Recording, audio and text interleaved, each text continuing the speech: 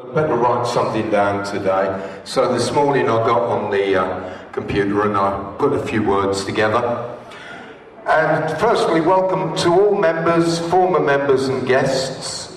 Tonight we're celebrating 40 years of what, so far as we know, is the oldest DJ organisation in the world.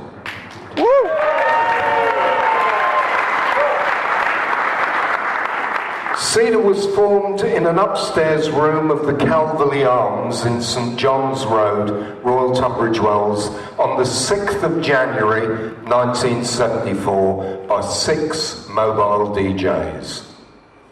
The disco world was very different then compared to now. Music was on 7-inch vinyl, 45 RPM records, 12 inches hadn't even been invented. There were no computers, no MP3s or even CDs. There were no LEDs. Lots of people were still using valve amplifiers and rotary knobs instead of slide faders. Earlier on, Gary was mentioning 1974, and I have to say, I didn't write this down this morning, this is completely ad lib. 1974 was an absolutely fantastic year. Some of you weren't even around then, but I can tell you it was a great year. We, apart from one or two turkeys that Gary mentioned, we had some great records in 74. George McRae, Rock Your Baby, was the disco hit of the year. You had Barry White, You're the First, You're My Last, You're My Everything. Fantastic records. For me personally, it was the year that I won the DJ of the Year competition with Radio Luxembourg, so it was a big thing for me. And it was the first time when I did a gig at a place that I became very much associated with, Bridge Country Club, where I spent many years, happy years there. But the most important thing was that 6th of January when we formed the association. In one way, the world was very similar. The DJs that night were concerned about certain other DJs who used shoddy and dangerous equipment, charged rock-bottom prices, were scruffy, unreliable, and whose choice of music and presentation of their discos gave them a bad name. SEDA set out to change that. In order to join the association, members had to have safe and reliable equipment. Prospective members were vetted. This was before patent testing. They also had to have an adequate music library and show that they were dependable. SEDA indulged in group marketing of its members, and the theory was that all the cowboys would shape up or ship out. Of course, it never happened.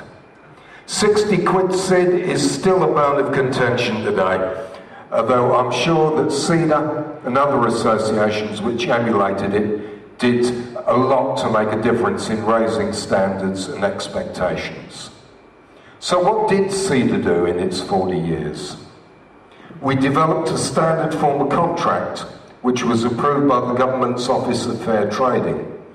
Before this, entertainments used the variety artists or the musicians' union contract, which wasn't really relevant to DJs, and others used forms of agreement which were either unfair to the customer or unenforceable by the DJ.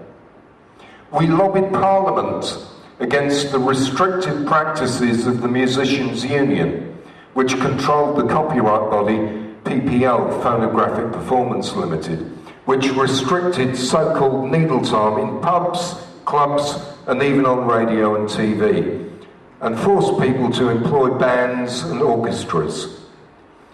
Kids today probably find it very hard to believe, but we were not allowed by law to play records all night, 7 days a week. You had to get a license, and in order to get a license, you had to share the stage or the airwaves with a musicians' union band. You couldn't do it otherwise. Indeed, my old mate Tony Prince, who like me worked for Top Rank, was famously expelled from the musicians' union because he became a DJ as well as a singer and a band member. We worked with local and national government bodies and manufacturers to help them develop safe and legal use of equipment. Lasers and radio mics spring immediately to mind. We held equipment exhibitions, seminars, training courses on all aspects of the DJ business.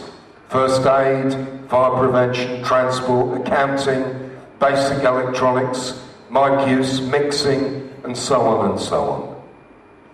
We raised hundreds of thousands of pounds for charities, such as the BBC Children in Need, Disco Aid, and currently SEDA's pet charity, Action on Hearing Loss. We held social events and helped each other out in times of personal and business adversity, covering gigs when fellow members were sick, injured, or bereaved. On occasions, we helped members with legal problems, and sometimes we were forced to intervene or expel individuals who behaved improperly towards customers or fellow DJs.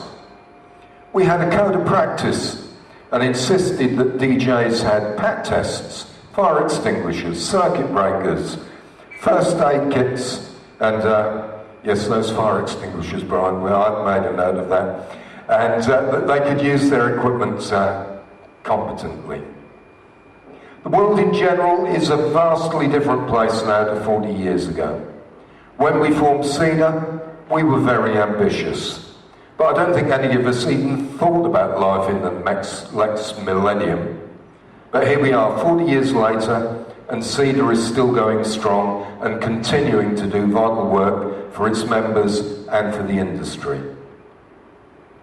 Finally, I must pay tribute to all of the chairmen, secretaries, treasurers and committee members who have volunteered over the years to run this great association.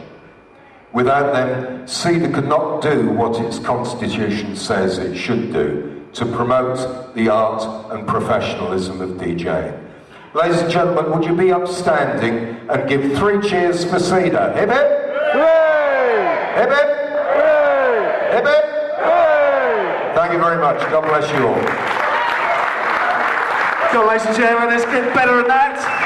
Theo, don't go anywhere. I was having a bit of a chat with the boys about some of the olden days, and they said the shows that SEDA used to put on, the disco exhibition nights. Do you remember those? And it was a little bit of a tradition. At the end of the weekend, you can imagine there was like rolls and rolls of duct tape